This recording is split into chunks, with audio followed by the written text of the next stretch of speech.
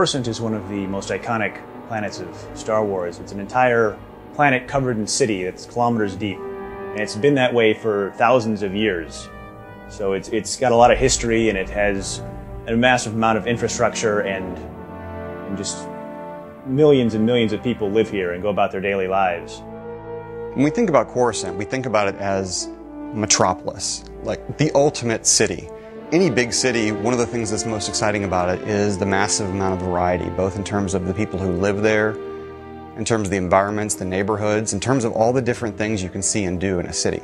So it was really important to us in developing Coruscant. Like, this isn't just a city, it's a city world. And that's why we had to create just a massiveness and a depth and a vastness that you would almost get there and be astounded and feel small the first time you walked into Coruscant. In designing Star Wars worlds, you always start with something true to life, and you change it just a bit.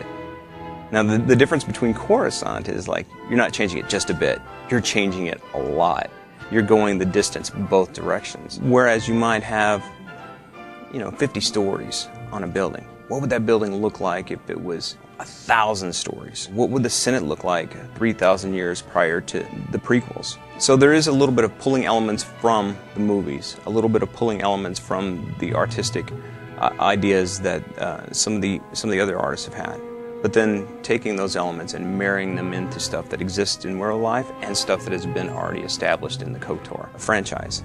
Some of the first major differences with Coruscant over any other planet, the obvious ones are there's absolutely no terrain on this planet.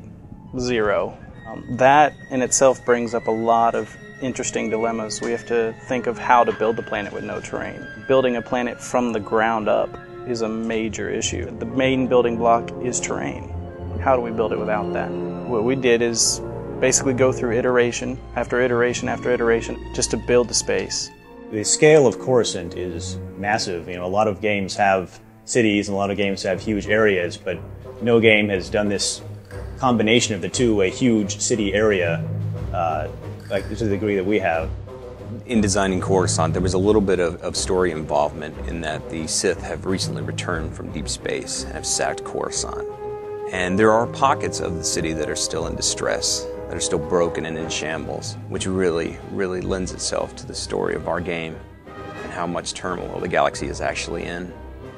The stories that take place on Coruscant really introduce the players to the greater galaxy. They introduce the player to the role of the Jedi in the greater galaxy, the role of the Republic in the greater galaxy, the state of the Republic in the greater galaxy. And you're going to get caught up in stories that deal with Republic politics and, backstabbing and maneuvering within the Senate Tower.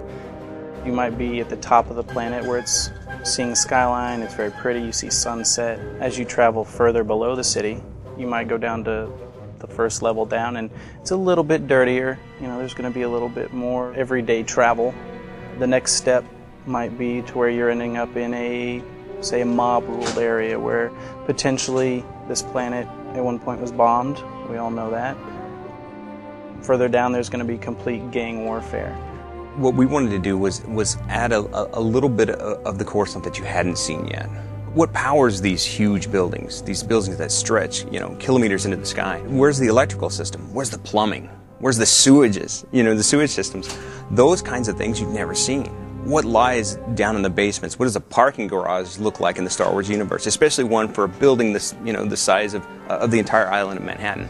So it was taking those ideas, taking those worldly sort of ideas of New York and turning them on their ear, really going the distance, dropping it way down, building it up way high, and making certain that we're giving the player a chance to see things that they've never seen in Coruscant before.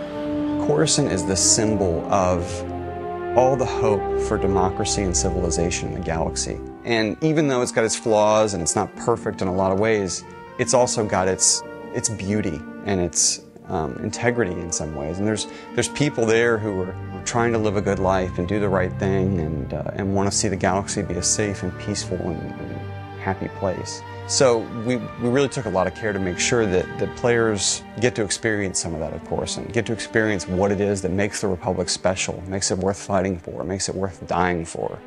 One of the great things about Coruscant is that there's something for everybody. The socializers can hang out in the spaceport in the Galactic Senate and meet people as they come and go. The explorers have all the different variety of areas. They can go down into the depths of the works, or go into the criminal-laden Black Sun district. Well, my favorite area of Coruscant is probably the Senate district, just because it's so impressive and it has that sense of potential.